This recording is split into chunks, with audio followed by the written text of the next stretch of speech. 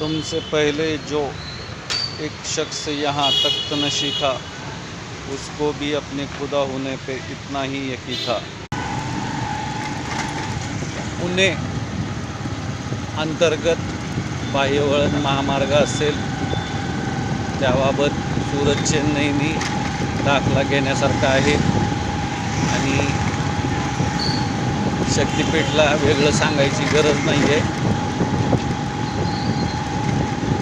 एकंदरीतच जागतिक अस्थिरता असेल किंवा भोंदूबाबांचं जे काही रान माजलेलं आहे, लगोलग